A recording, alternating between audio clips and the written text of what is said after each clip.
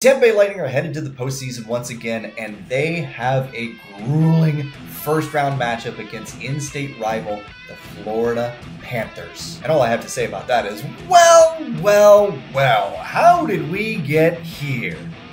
No, actually, how did we get here? I mean, sincerely, the Boston Bruins were leading the Atlantic for most of this season.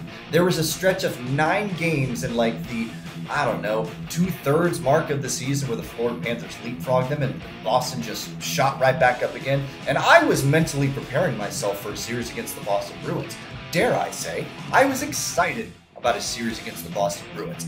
I didn't want to play the Florida Panthers. I thought the Florida Panthers were too good of a team, and oh, by the way, I was making plans based on the Boston Bruins. I was going to live stream all of those games with my friend from Boston. But the scriptwriters just had to go and do it to me specifically, because it is all about me. The Boston Bruins lose their final 3 games of the season, maybe purposefully to set up their date with destiny against, well, their child in the Toronto Maple Leafs. They're the boogeyman for Toronto, let's be honest. But no, we're not talking about that series. We need to stay focused on the Lightning playing against the Panthers. So, here we go. This is what I'm going to call my exercise in futility to look at this series objectively.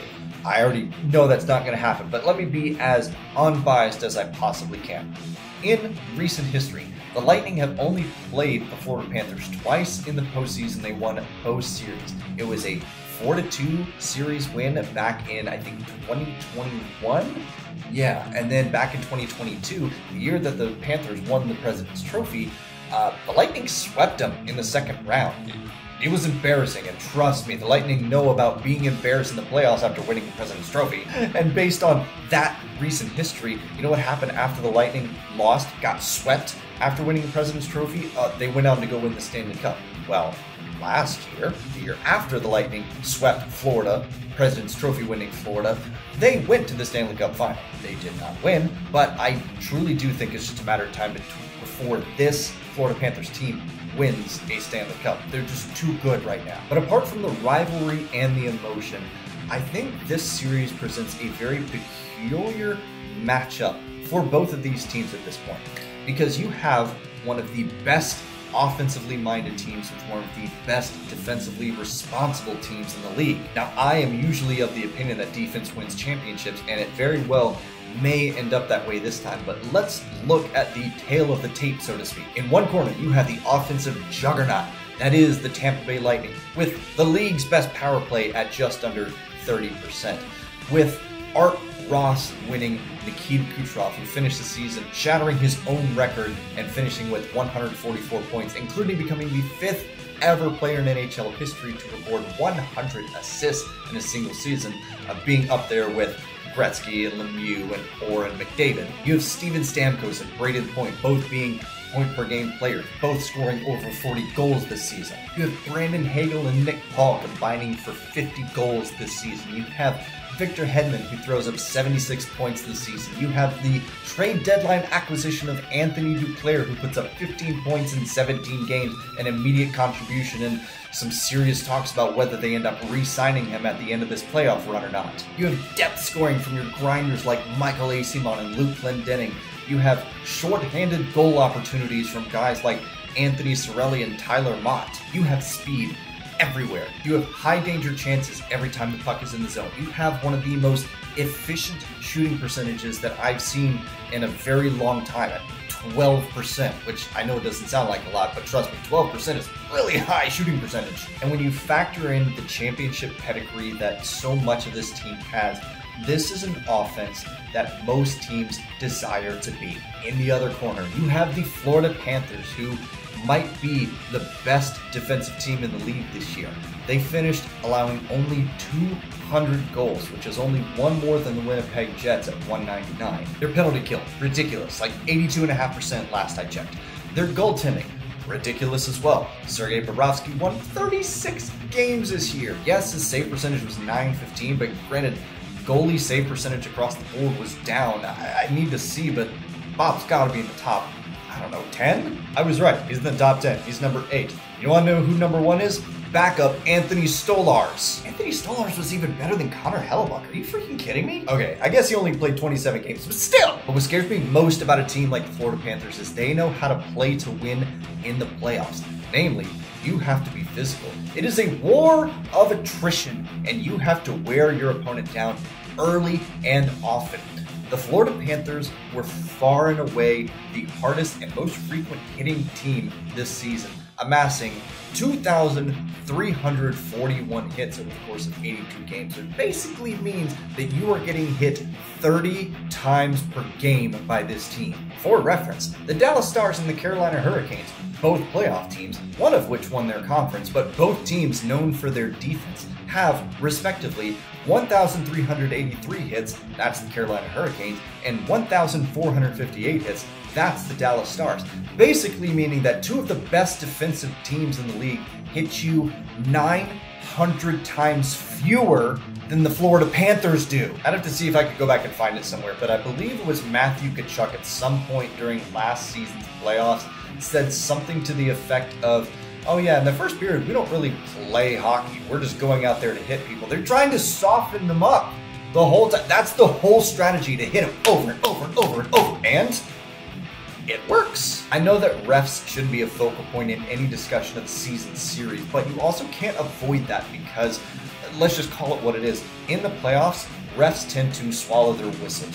They're only really going to call penalties if those penalties are egregious. And by that I mean that, theoretically, the Lightning or the Panthers could sign, well, I don't know, Dwayne "The Rock" Johnson, and he makes this grand entrance like he did in the recent WrestleMania.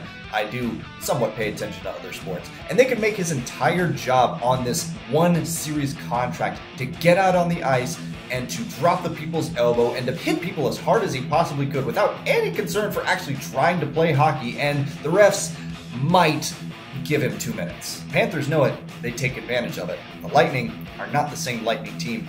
They don't really do that anymore. Maybe Nikita Kucherov and Tanner Janelle. As far as the season series was concerned, the Lightning and Panthers played 3 games this season. There were 2 close games, a 3-2 win for the Florida Panthers back in December, a 5-3 win for the Tampa Bay Lightning back in March, and a 9-2 blowout win / fluke for the Florida Panthers back in February. Fluke or not, that was just a bad game. But in the playoffs, it doesn't matter if you lose 9-2 or 2-1. The only thing that matters is you got to win 4 games. And so if you end up winning 4 games by a margin of 1 goal each, that's fine. Win that game by that margin.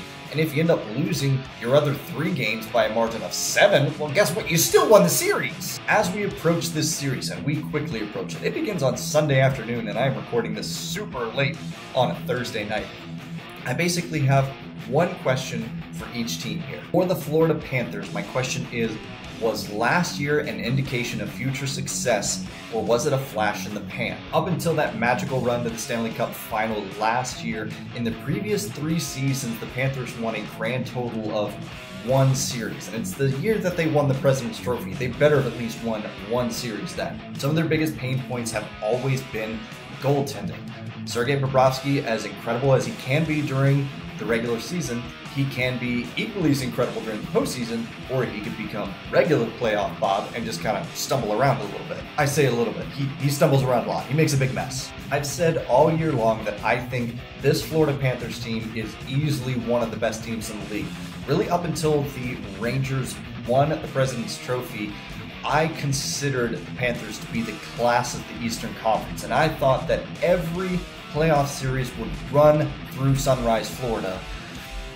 I'm not 100% sold on that anymore, but they're still a really good team. Look, the Panthers have proven all season long that they can suffocate you on defense, they can wear you down with their hitting, and they can come at you in waves in offense after they've done those 2 previous things. So if they keep that mentality and they continue to play that style and, get a little cheeky and take advantage of refs swallowing whistles, there's no reason that the Panthers cannot win this series and do so in convincing fashion. For the Lightning, my question is, how much is left in the tank for this core? The Lightning have enjoyed incredible playoff success recently, and they've enjoyed incredible playoff success under John Cooper. They have made the playoffs in 10 of John Cooper's 11 seasons as head coach.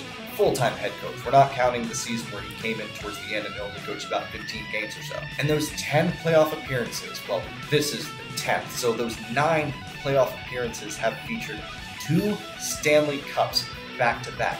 2 more Stanley Cup appearances, one being directly after that back-to-back cup win, the other being back in 2015. In 2 more seasons, they went to the conference finals and ultimately lost those series, basically meaning that in the 9 times that John Cooper has taken this team to the playoffs so far, they've won at least 2 rounds 6 times. I said it time and time again. This is not the same team that won the Stanley Cup back in 2020. This is not the same team that won the Stanley Cup back in 2021. This is not the same team that came within 2 games of winning the Stanley Cup in 2022.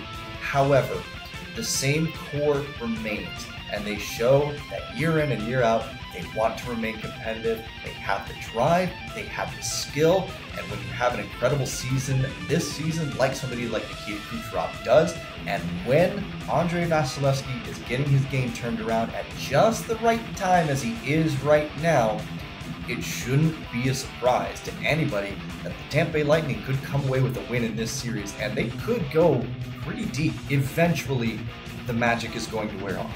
Eventually, time is going to catch up to this team and to this core specifically. Whether that means that they retire and they go out on top, whether it means that they end up signing somewhere else at the end of the career because the Lightning don't want to re-sign them, whether that means that their general quality of play just gets lower and lower as time goes on, eventually these things are going to happen. The question is, how long can they keep it going? The real question here is, who ends up winning this series? When it's all said and done and all the bodies have been laid out on the ice and both teams have given their finest effort, who comes out on top with a date against either Boston or Toronto? Here we go. There are so many factors weighing heavy in my mind right now. Number one being that I am typically of the opinion that defense wins championships, and the Florida Panthers are clearly the better defensive team. Number two, the emotion of the rivalry factor in this. Tampa Bay has owned the Florida Panthers. Granted, again, they've only played 2 postseason series against each other, but the Tampa Bay Lightning have won those series by a collective score of 8 games to 2. So I think there is a little bit of a big brother mentality on the part of the Lightning, and they want to continue to assert their dominance.